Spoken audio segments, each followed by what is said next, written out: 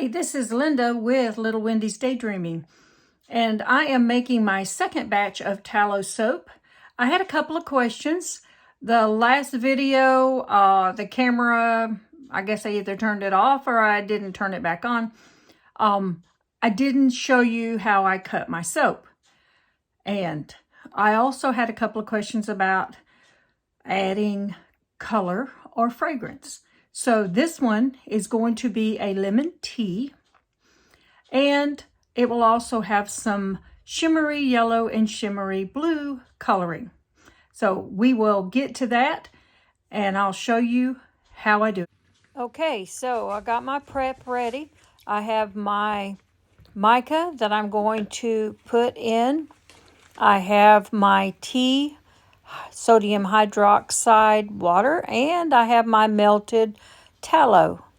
So I will have to work fast because adding fragrances and colors sometimes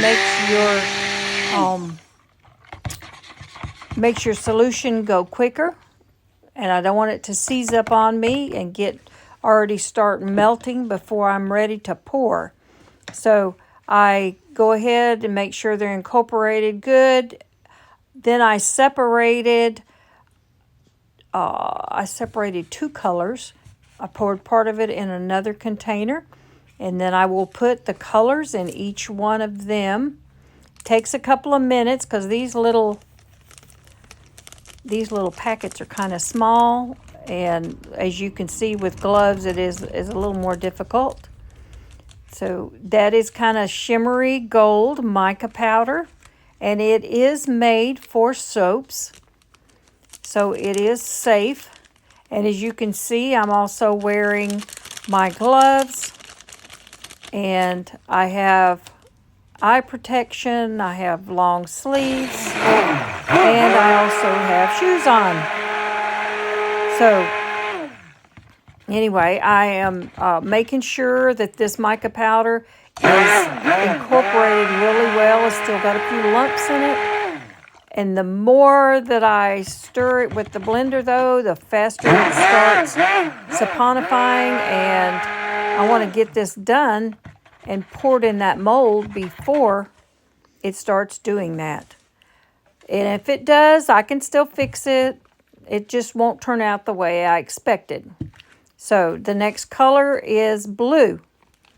And we'll get the blues in there pretty quickly because I didn't use a whole lot of blue. I didn't do half and half. As you can see, it's pretty dark. It's very pretty. And I also put a little bit of lemon fragrance. I will do that just before I pour it. So let me get this mixed up really well. I try to get it mixed up pretty good before I put the blender in it, because the blender does make it go pretty quickly. And like I say, I have to work. This all has to be done within a couple of minutes. So it's like a race against the clock. And you'll see how much prettier it gets once I get it good incorporated in there. That's why the stick blender works so well, is because it really does a good job at blending oils and fragrances, micas, different additives in it. So and there I go, putting in the little fragrance. I just wanted a really mild fragrance of lemon. I did not want it so strong that the guys won't use it. They don't like girly fragrances. So you can see it's sticking to my blender there. So it is ready to pour, and it's already a trace because it's on top there. And what I will do next is I will pour the blue into the gold, just in the same pan now. And I will not mix it with the blender again. All I'm going to do is just pour it into my mold, and it will make a design on its own. No two loaves are the same. And as you can see, it's a beautiful teal color. Now, it will look different when it dries. Okay, so because I'm left-handed, I'm going to try to get this so you can see it. But see what I do? I just pour it in. There's no rhyme or reason for what I'm doing. I'm just pouring it in, and it's doing its thing. Okay. Next, I'll bring my mold over, and then we'll just start pouring.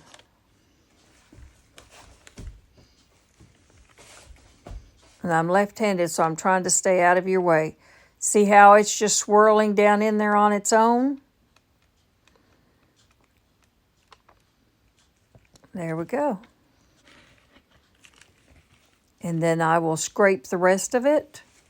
If I wanted to make a design, I would do it just before I cover it. I'll give it a little tap, and if there's any bubbles, the bubbles, it will help them to come up to the top. But sometimes you do get bubbles, and I kind of like the bubbles myself. So I'm just trying to scrape it the best I can, because as you can see, it's already at a full trace. Now, give it a little tap. It'll settle in there. I will cover it up. Well, I spray it with alcohol just in case there's a little soda ash on top. It will not hurt anything, but it just looks better. So I do spray that alcohol on there. Now, and I will cover it up, and we'll wait for a couple of hours, and then I will check it. I can't let it get too solid because it will seize it. So now we're done with the soap, and I am about to cut it, and I'm going to show you the finished project. So here we go. Okay, it is time to cut the soap. It's only been a couple of hours. Usually you wait 24 hours, but this is tallow soap, and it does cure very quickly, especially if there's color in there.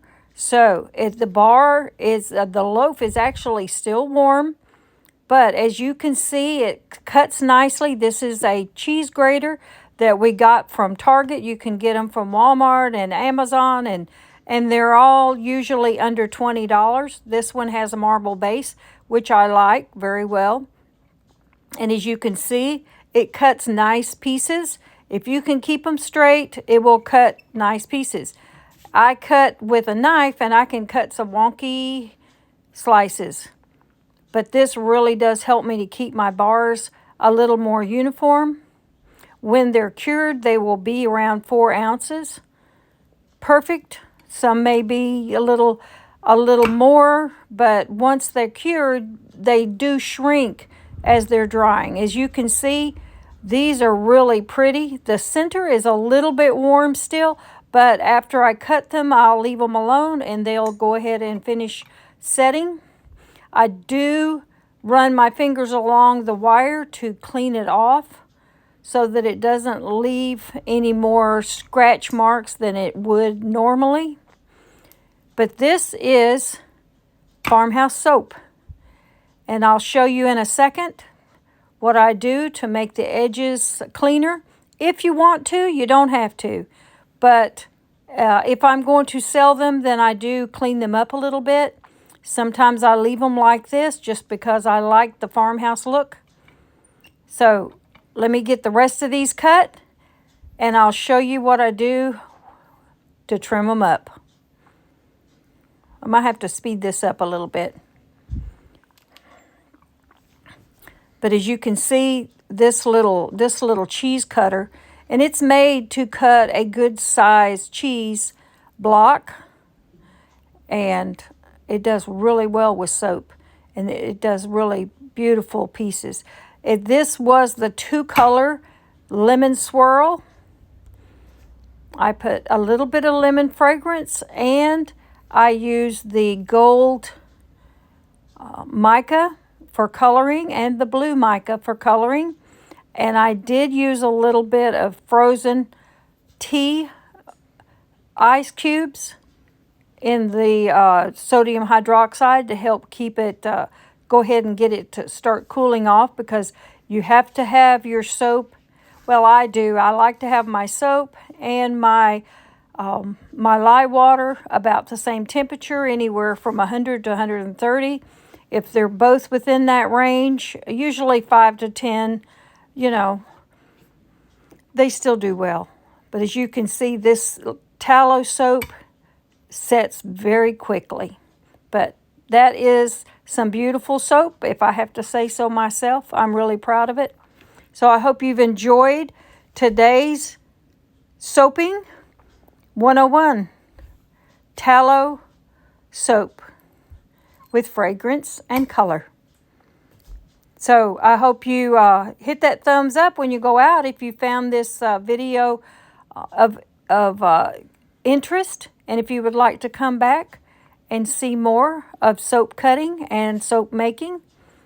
There's so many variations you can do. I will just keep making them if you want to keep seeing them. So I will see you guys on the next one. You can finish watching it if you will.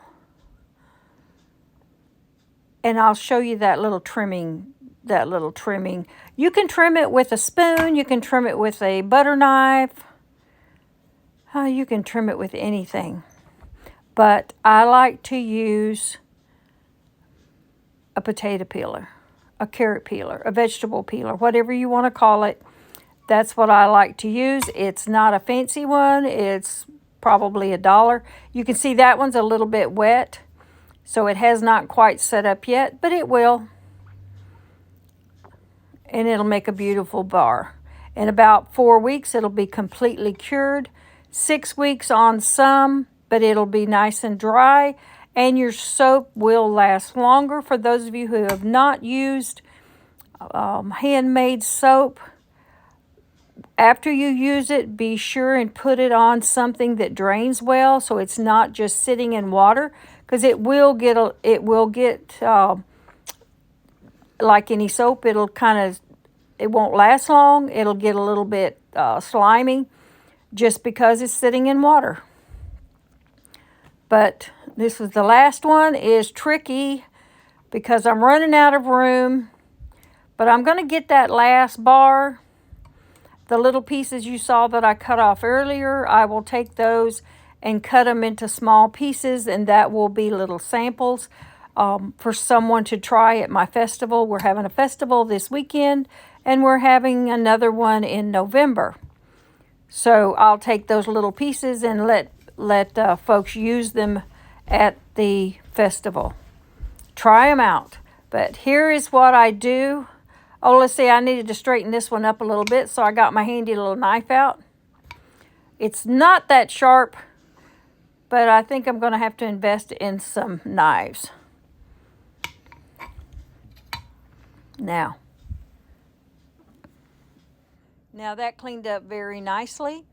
I got some good bars and beautiful bars, and all I did was separate my my soap before it got too thick. I added the color and the fragrance and just poured it in the bowl, and it did what it wanted to.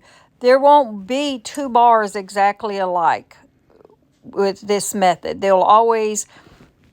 Once you pour them in, they just make their own design. Now I could take something and swirl it and make extra designs, but this is just freehand pouring, and they're very unique.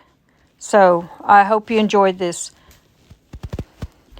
I would make soap every day. I just love making it. I love using it, and In the future, I'll probably be doing one on laundry detergent. I like to use laundry detergent with my extra shavings and the things that I use. I don't throw anything away, even those little shavings that I peel off. Okay, so now here is my little vegetable peeler, and I just lightly trim the sharp edges. Like I say, this is a choice. I don't do it with everything, but I wanted to show you what it's like. If you do it, you can straighten out a little bit of the lumps if you want to. But this is what, handmade soap is all about. But I will show you the difference in the two bars. One that I have trimmed up a little bit. I just tidying, just a little bit of tidying. But I just do it really lightly, and those little curls that come off, yeah, I even use those to put in soaps later to give it a confetti look. So, I mean, there's uses for everything. You see the difference in the one that I trimmed off? It just took some of the sharp edges off, that's all. But it's not necessary, just, gives it a different look. So, this is it.